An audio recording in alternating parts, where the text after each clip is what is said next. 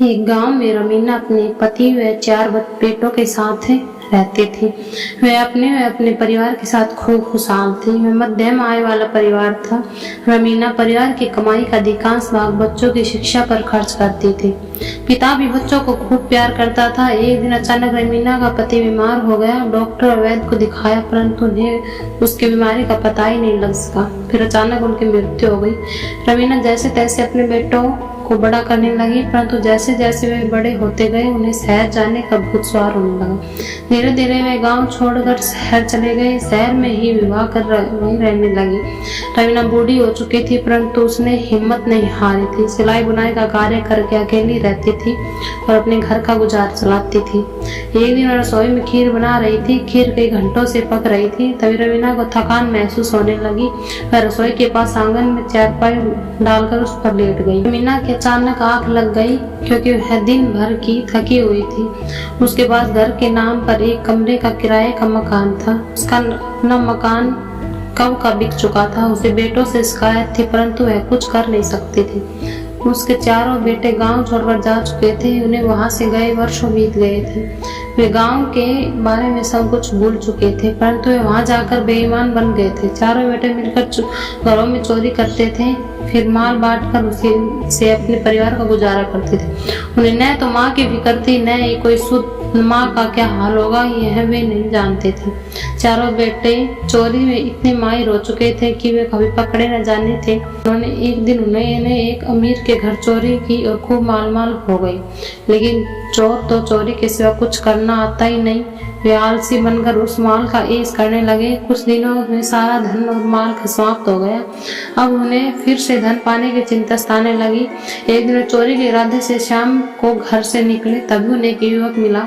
बोले, तुम कहाँ जा रहे हो? मुझे भी साथ ले चलो। चारों ने उसे इनकार कर दिया, परंतु वह युवक उनकी खुशामद करने लगा और बोला, अच्छा भैया, तुम यह बता दो कि तुम कहाँ जा रहे हो। एक मेरा क्रोधित होकर बोला, चोरी करने चलोगे? हाँ भैया, सब कुछ करूँगा। मैंने 5 दिन से खाना नहीं खाया है। जैसे कहोगे वैसा ही करूँगा। जो दोगे वही ले लूँगा। अपना हिस्सा भी नहीं मांगूंगा। चारों भाइयों को बात जच गई कि मुफ्त में नौकर मिल रहा है जो चोरी में भी साथ देने को तैयार है, फिर वह अपना हिस्सा भी नहीं मांगेगा।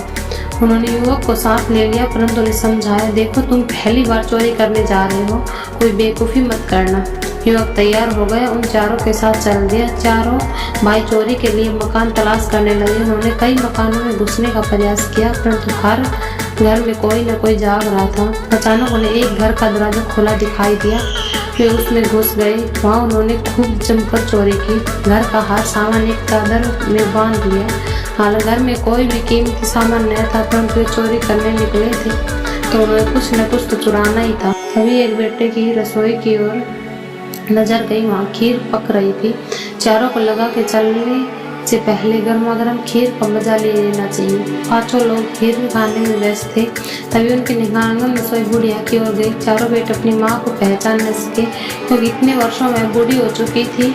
नया चोर युवक बोला, भैया, यह बुढ़िया कैसे हाथ पसारे सो रहे? लगता है कि यह कह रही है कि सारी खीर अकेला खा जाओगे, मुझे नहीं खिलाओगे। दूसरा बोला, हाँ और क्या, यह अपने लिए खीर पका रही है और हमने खत्म कर दी तो यह क्या खाएगी? तभी वो तेजी से उठा और एक चम्मच खीर बुढ़िया के हाथ पर रख दी।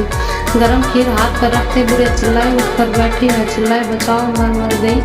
उसकी आवाज़ सुनकर 5 चोर घर के अलग अलग कोने में छिप गए। रमीना के चिल्लाने से बहुत सारे पड़ोसी दौड़ आए। उसने क्या हुआ है, क्यों चिल्ला रही थी? अचानक हाथ पर गर्म खीर रखने से और भीड़ इकट्ठी होने से रमीना कुछ समझ ही न सकी थी।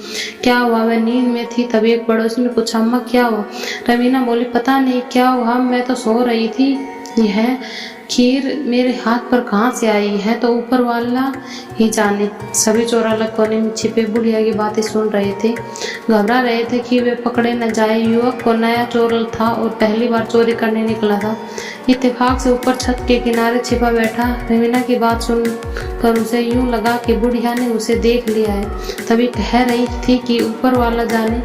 वह ऊपर छिपे छिपे ही जोर से बोला, मैं क्या जानूं, है तो बाथरूम वाला जाने कि क्या हुआ।